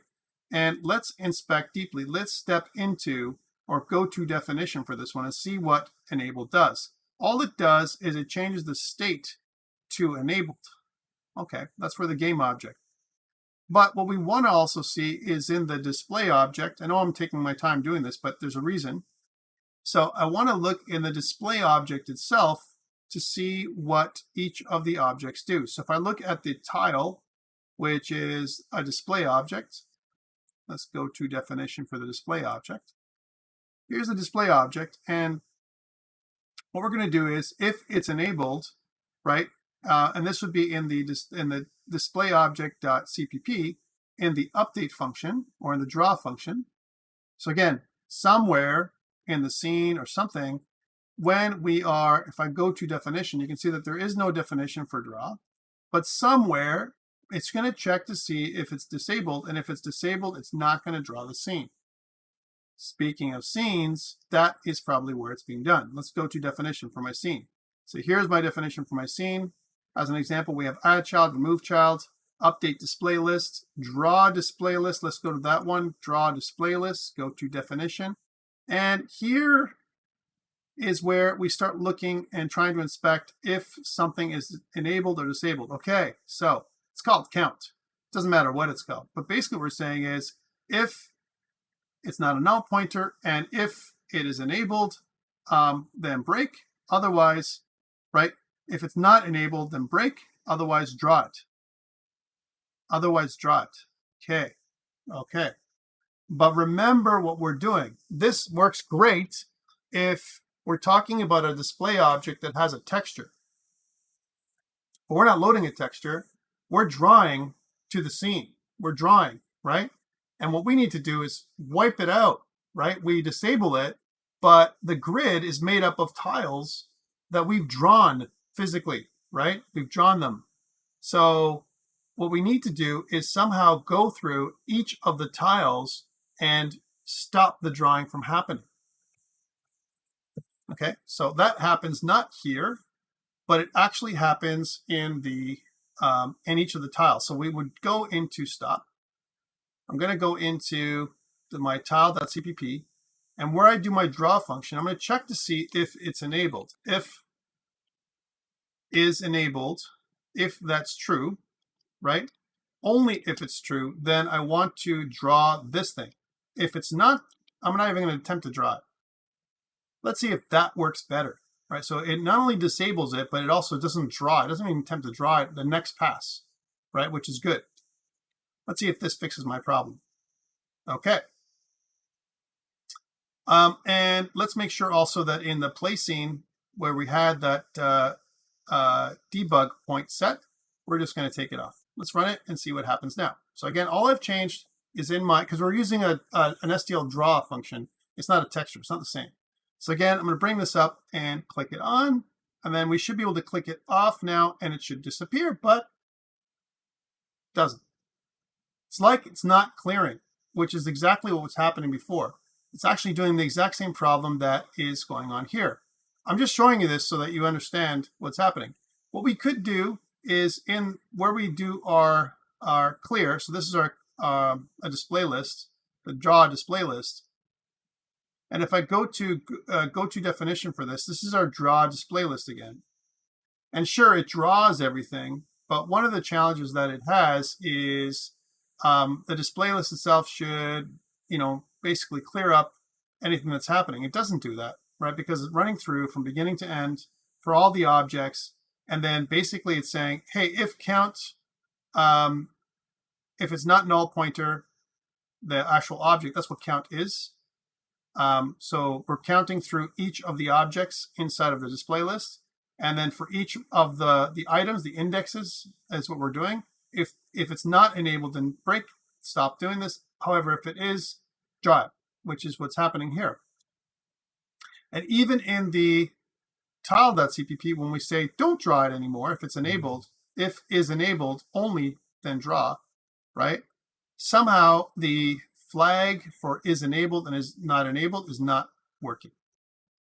It's not getting there. And we can continue to troubleshoot, but the challenge that I've had before with drawing this kind of thing and turning it on and off, especially with draw rect, for some reason or another, I can turn it on, but in IMGUI, I can't turn it off. So again, it's a bit of a bug, and instead of troubleshooting and wasting our time turning off and turning on the grid, we need to be able to do that because it's part of your assignment, right?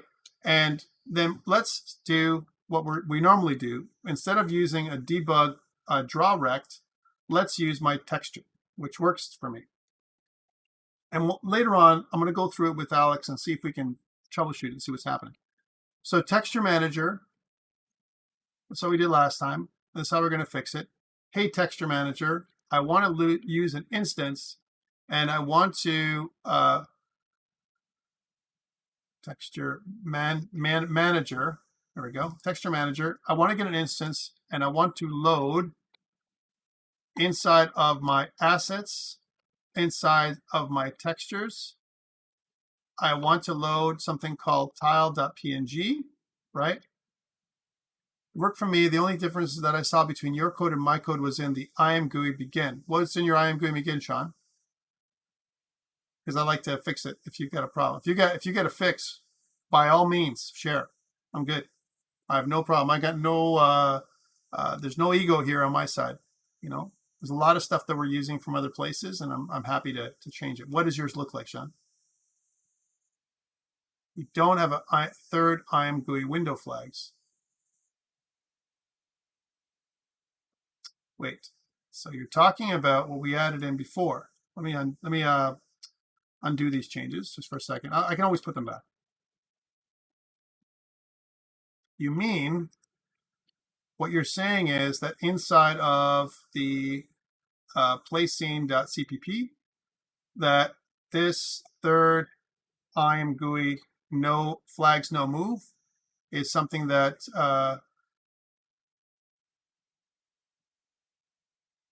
Nick says, I just did the enabling, disabling in the IAM GUI if statement instead of making a function, and it works.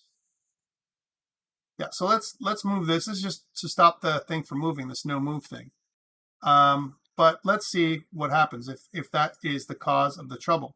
I don't think so, but you know what? It's just a flag. So let's see if it turns on and off. Mine does not. If that was the only difference between yours and mine, that's awesome. And Nick said he had another fix. He says he just did the enabling, disabling in the IAM GUI if statement instead of making a function, and it works. What do you mean by that? So you mean like you set enabled in here instead of making a, like you made a for loop happen? What did you do? Because this is something that, you know, didn't work for me, unfortunately. Again, it could be a difference of stuff. So I have my for each loop inside of the checkbox if statement. Yeah, I know, but I don't see how this moving in there is going to make any difference. Let's do it. So I'll just do what you say. So let's put this in there. And let's put that, so instead of a function, we'll put that in here. And instead of state, we'll just use is grid enabled, is what you're saying. That's what you're saying, right? So let's see if this makes any difference and why it would, right? So let's go through, set enabled, blah, blah, blah, and we'll pull it up. We'll put the grid on and turn the grid off, and I'm in the same spot I was last time.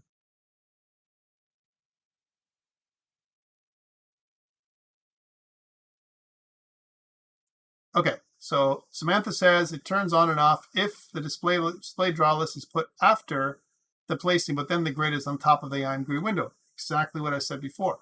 It's like we have a layering problem. It's like we have a layering problem here when we did this. And that's why I'm going to fix it. And this is the way I'm going to do it, my friends.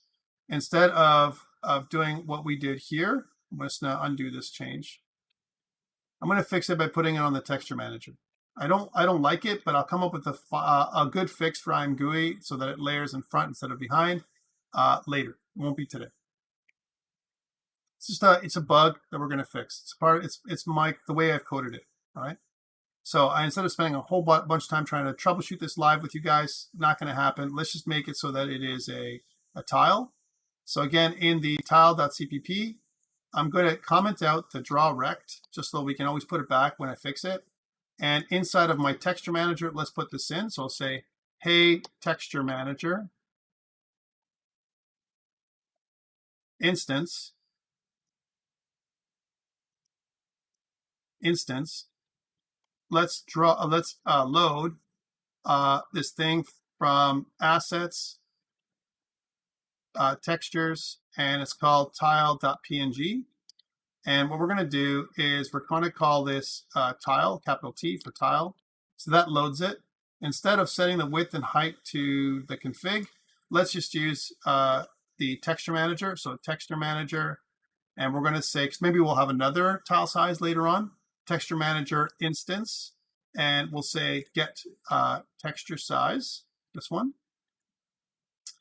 And for the tile, that's what we're going to do. And we're going to store this inside of a size variable, right? Where we can say size.x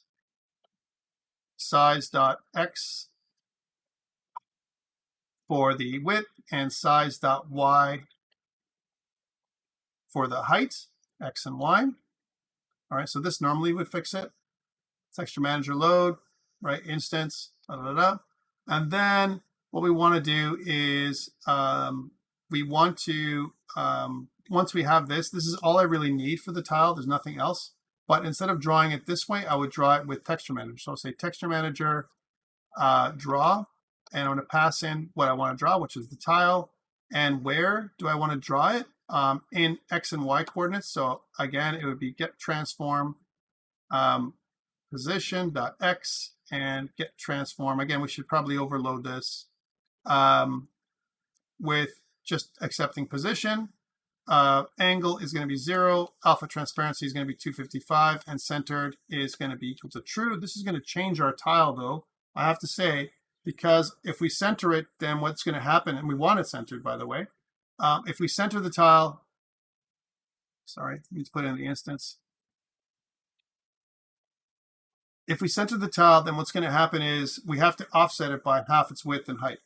So let's see how this works if I draw it the first time. Sean says, should I leave mine working? Sure.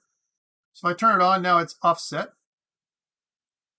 And I'm not able to remove it, even when I use Texture Manager. So it has nothing to do with my Texture Manager. It has something to do with me clearing the screen. That's what it has something to do with, all right?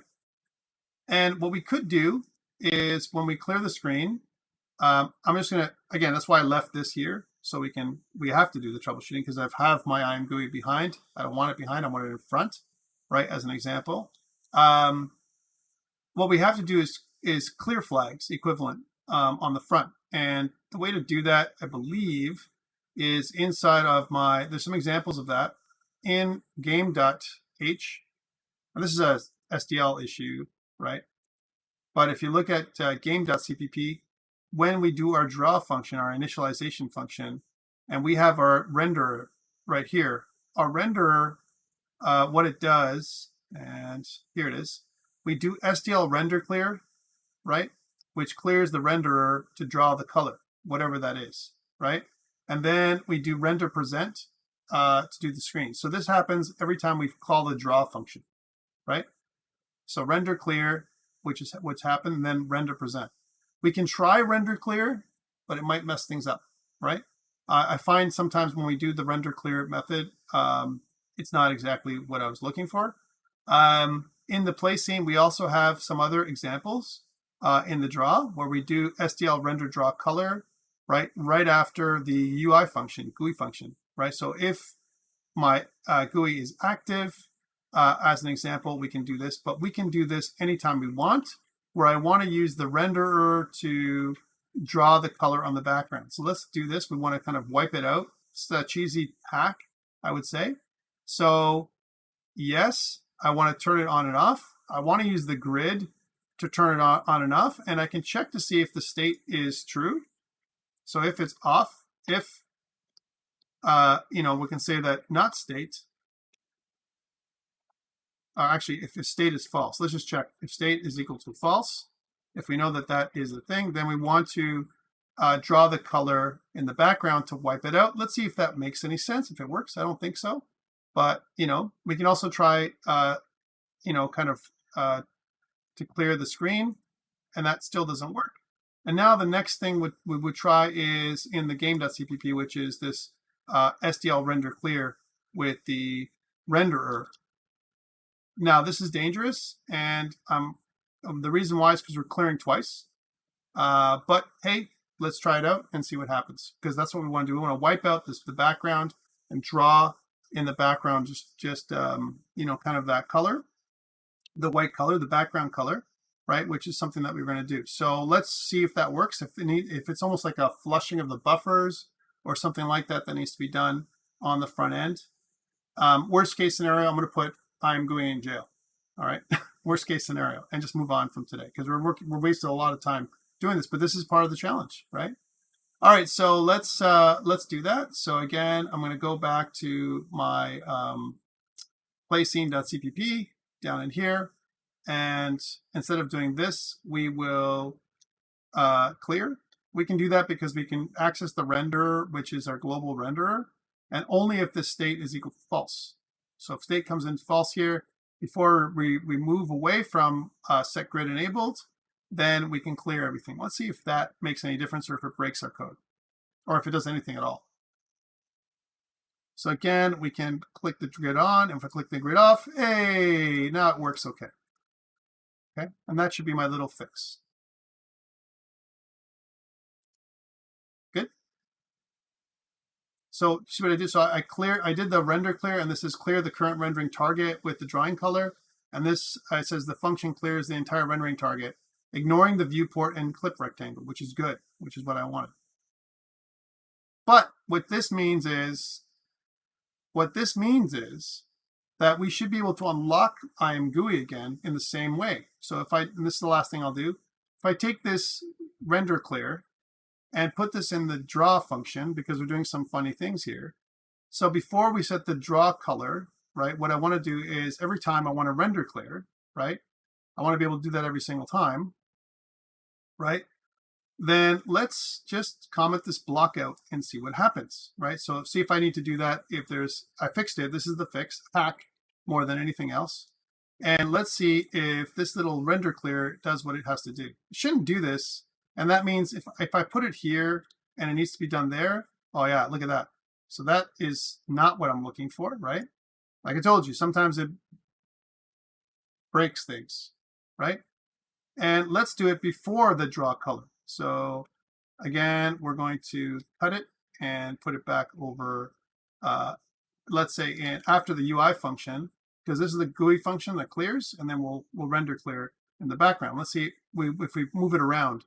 Sometimes moving it in the right spot makes sense. So again, bring it up, not quite. Nice, but not quite. We can also bring it just before we draw. So just before we draw the UI function, we clear everything, we bring it back. Again, once we fix this problem, we'll fix it for all of IMGUI, and we'll put IMGUI out of jail, right? But now the grid, my friends, doesn't even turn on, right? But I'm saying it now. Hey, look, IMGUI is free IMGUI. We like that. That totally worked, but it also wiped out everything else, right? So it's almost like I need to do another render present afterwards. I need to render clear, render present as soon as I do the GUI function twice every single frame, which doesn't make me happy to think about that, because we're doing true draw calls for every frame, which is going to slow down our scene when we're actually showing the UI. But hey, we're only doing it when we're showing the UI. Let's go back and do it anyway. So let's see if that works. So again, we're going to just render present.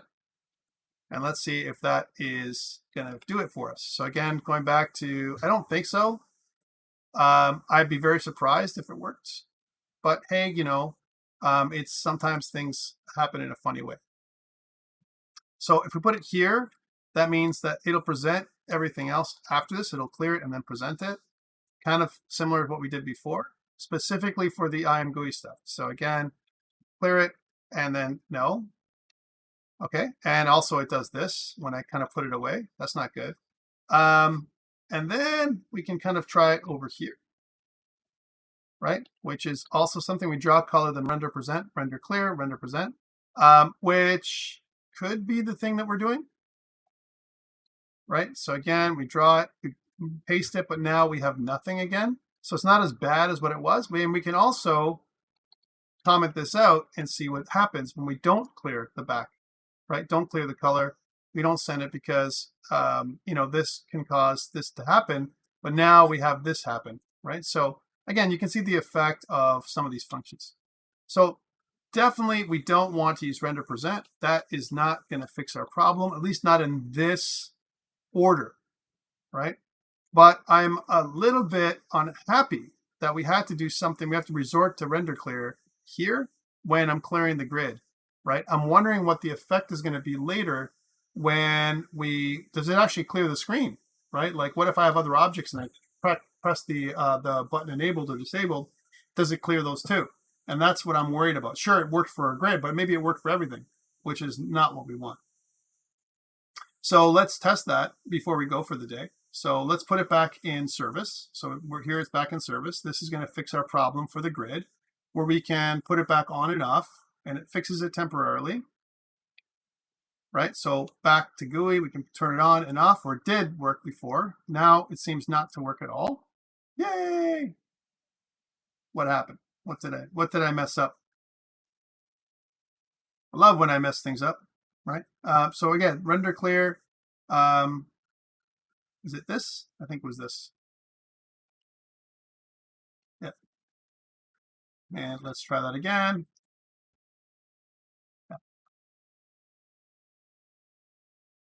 Cool, but and we have to offset the UI in a second. We'll go back to the not using the texture manager in a second because it's an advantage not to use it. This is good, but what happens if I add inside of my start? Let's add something like a target. So we'll say m_p target is equal to a new target, right? Let's add this in, and let's add in the target. We'll say m_p target, and we'll say that get transform position is equal to a new GLM vec2 object where it's going to be at, I don't know, 400 and 300. So it's something in the middle of my screen, something, and then add child m_p target. Again, this is just to test to see if I clear the screen, does it actually clear the target too? That would be very bad, right? So this is fix one problem and break something else, right? So here's our target. We put the grid on, yes, and then we took the grid off, and we're still good. This is okay. I'm happy with that. So that is a check of this. One next thing I want to do is, can I move this around this grid without using, so we don't need the target anymore. That was just a test. Let's also, one more thing to do is in our clear flags, this one here, this I'm GUI no flags flag, no move flag. Let's remove this and see if that is a fix. I don't think it is, but maybe that's a fix for everything else we're doing. So again, bring this up and draw. No, we can bring up the grid and it's still going to overdraw, which is a problem. Okay, so that's why we want to bring that back. That no move is a kind of a, I'm sorry to say, a hack that prevents the user from using it that way. It's not what we want at the end. I'm going to fix this for you. But again, it's something that I have to play with to figure out what the problem is. Okay, so this grid opening and closing is working. That's fine. Let's go back, and to finish the day off, I'm going to go to my tile.cpp and put this back the way it was. So without loading a tile, I'd rather use the Sdl draw function, right? Because it's lightweight. And this part would be config tile size, right? Like we had before. And we should be able to have everything working as I intended with that little hack, which is something that I want to get into. Yeah, I'll explain that in a sec. By the way, because I put it here, it's always going to be here forever. Right?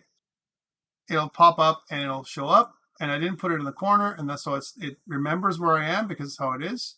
So this is where it built, and that's fine. I don't mind it for now. We can move this around. But this, guys, for your lab, I know this seems stupid, but for your lab 3, all I care about is if you show I'm GUI, when I check it on, check it off, and if I can turn it on and off, and you can see that this is the case. So I have the grid on, which is the debug grid off, right? And whether I turn this on or off, it remembers, oh, see, there's a problem. Look at that. I told you I'd find an issue. And this is a problem. This is an issue for us because it shouldn't show this at all. Now, one of the reasons why this is doing this, I've seen in the past, is with my renderer. I find that if I have an object to draw in the scene, which is my display list. So let's say, for example, I draw that target again. Okay, so here's the target that's in the middle of the screen as an example. So we'll say m_p target again.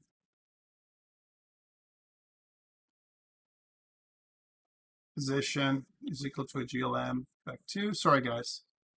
And then we'll stop, I promise. So 400.f and 300.f. And then add child to m_p target. Then sometimes what I find is when I have something to draw on the display list like this, and if I bring up I'm GUI and get rid of it, then it's okay. And that is an issue, right? That is an issue. So I have something on the display list, no problem, because it's drawing a texture. But if I don't have something on the display list, it's bad, and especially when let's say, for example, I don't have the moves flag on. Watch this. So if I don't have the moves flag on, but I have an object that I'm drawing ever on the display list, this is kind of a thing I've noticed, then it still does this. It even wipes this out to some degree. I move it away, right? Even if I turn the grid on and off, right, it doesn't wipe those away. So again, these are things that we have to fix. But that is why I put the no flag on. Let's actually undo that for a second. So, sorry, one more thing, and then we'll save for the day, put it up. So all I need for you guys to do is get those screenshots for those. Just one more thing. I want to move that IMGUI. I want to move this to somewhere where it's not going to be obtrusive, like somewhere over here. And give me enough room for it to draw. Then shut it down and lock it up. And then when I go back, it's going to bring up this again. Here's my IMGUI. I can turn off on the grid, and I have this little thing. That's all you need, guys, for this lab. I'm going to save it, and I'll come up with a fix for IMGUI. Again, it's just a little helper library. So let's put this up. Yes, Ethan, I'm going to put it up on GitHub right now. So I'm going to go to Team Explorer. I'm going to go to Home, and I'm going to say something like added toggle for grid. Okay, that's all we have to do right now. Commit all, and then home, sync, and push. And that should do everything we want for today. Now, it sounds like not a lot, and I'll leave you with this thought. What we want for the tiles, and this is something that I'm going to be working on next week, is I want to make these tiles smart tiles. Right now, the tile is really dumb, as an example, because all it does is basically draw itself. That's all it does. But what we need to know is that each of these tiles understands the neighbors, each of its neighbors. So it should have a vector of other tiles that it keeps in mind. Each tile should have a vector of other tiles that it knows.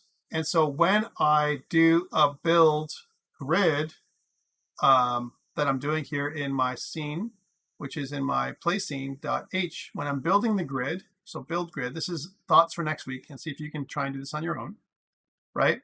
When I'm doing the grid, then what I want to do, instead of just adding a new blank tile, there's a couple things I want. I want to add a label that's very small that'll tell me the tile costs. So I can look and see what the tile costs are for every tile based on the position of the target, whatever the target is, okay?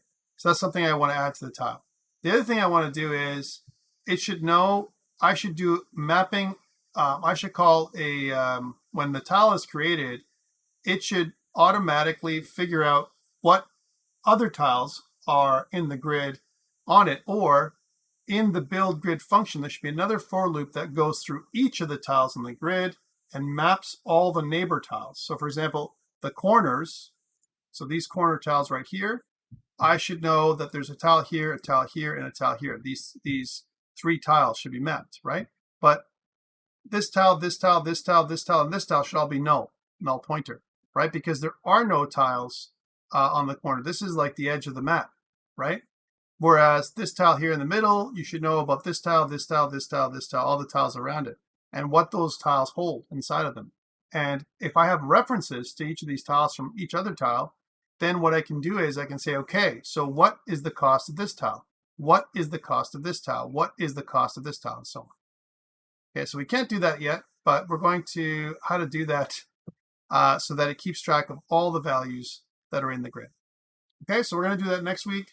If I had time today, I would stay on and do it more. What I'm going to do now is I'm going to stop recording this, and I'm going to handle any kind of problems you have with assignment number 1. If there's anyone that has some simple problems you want me to solve, I can help you with some troubleshooting. So I'm going to stop recording this. For the people who have watched this, this video, thank you so much, and I'll see you guys next week. Otherwise, this is the end of Lab 4 for week 4. Again, Alex may record something additional, but I'll see you guys next week. Good luck on your submission tonight for assignment 1. All right, guys, we're not recording anymore.